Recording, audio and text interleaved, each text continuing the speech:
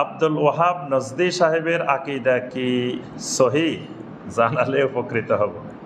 জি, এই নামটা যিনি লিখেছেন উনি নামটার সাথে বেয়াদবি করেছেন। তিনি মনে কষ্ট নেবেন না, কিন্তু বাস্তব কথা হলো তিনি একজন গত শতাব্দীর একজন প্রখ্যাত ইমাম, মুজাদ্দিদ, সমাজ সংস্কারক। ইমাম মুহাম্মদ বিন আব্দুল ওয়াহাব, উনি আব্দুল ওয়াহাব না। আব্দুল ওয়াহাব হলো ওনার আব্বা, ওনার নাম ছিল মুহাম্মদ। ইমাম মুহাম্মদ বিন আব্দুল ওয়াহাব। তো আমাদের দেশে দেখবেন যে ওয়াহাবি ওয়াহাবি বলে গালি দেয় না?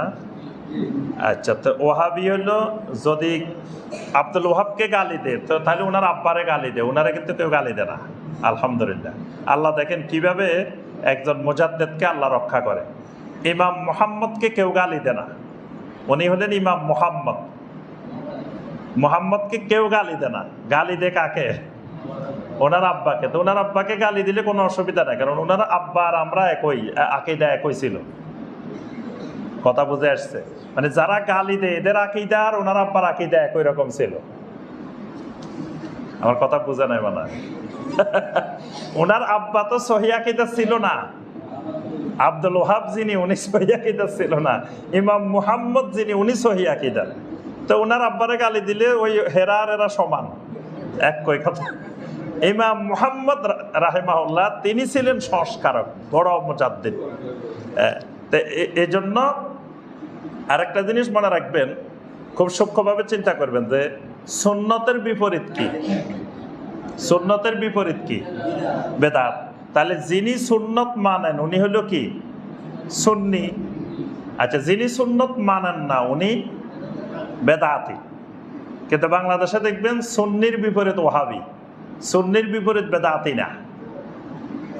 এখন তারা যদি অরিজিনাল সুন্নি হয় তো তারা গালি দেওয়ার কথা ছিল বেদাতিকে, কিন্তু বেদাতিকে গালি দেয় না, গালি দেয় কাকে? ওয়াহাবিকে। তার অর্থ হলো তারা নিজেরাও জানে যে তারা নিজেরা বেদাতি। গালিটা যদি বেদাতিকে দেয় তার উপরে পড়বে, এই জন্য গালি দেয় না। বুঝতে পারছেন? এই জন্য ওনাদের একজন ইমাম ছিল, এই যারা এরকম ওয়াহাবিকে গালি দেয়, তো ওনাকে জিজ্ঞেস করছে, ওনাকে বলতেছিল যে আমরা কি ওয়াহাবিদেরকে সবাইকে গড়ে কাফের বলবো? কয় না, তোমরা কাফের বলিও না, আমি বলি কাফের, তোমরা বলিও না। তা কেন বলবো না? বলছে যে আমি তো কাফেরের অর্থ বুঝি, তোমরা কাফেরের অর্থ বুঝো না। কাফেরের এক অর্থ হলো কৃষক, আমি এদেরকে গালি দিই কৃষক হিসাবে গালি দিই। কাফেরের এক অর্থ হলো কৃষক, তা আমি যে কাফের কাফের কই, এই কাফের মানে কৃষক, এই কাফের মানে ওই কাফের না, মুসলিম আর কাফের না। আর তোমরা তো কাফের গালি দিলে সরাসরি কাফের কই বসে দেখবা, এই জন্য তোমরা কাফের বলিও না, যে আমি শুধু কাফের বলি। অর্থাৎ তারা নিজেরাও জানে তারা বেদাতি, এই জন্য বেদাতিকে গালি দেয় না তারা, কিন্তু তারা গালিটাতে কাকে? ওয়াহাবিকে। আরেকটা জিনিস মনে রাখবেন, কোরআনে কারিমে সূরা আলে ইমরানের 8 নম্বর আয়াতে আল্লাহ পাক বলছেন, একটা দোয়া শিখেছেন, রব্বানা লা তুজিগ কুলুবানা বাদা ইজ হাদাইতানা ওয়া হাব লানা মিন লাদুনকা রাহমা ইন্নাকা আনতাল ওয়াহ্হাব। এখানে আল্লাহ পাক দোয়াটা শিখেছেন, রব্বুল আলামিন আমাদেরকে হেদায়েত দান করার পরে আমাদের অন্তরগুলোকে বাঁকা করে দিবেন না, আর আপনি আমাদের অন্তরগুলো যাতে ঠিক থাকে এই জন্য আমাদের প্রতি আপনি রহমত দান করেন। ইন্নাকা আনতাল ওয়াহ্হাব, কারণ আপনি হলেন কি? ওয়াহ্হাব।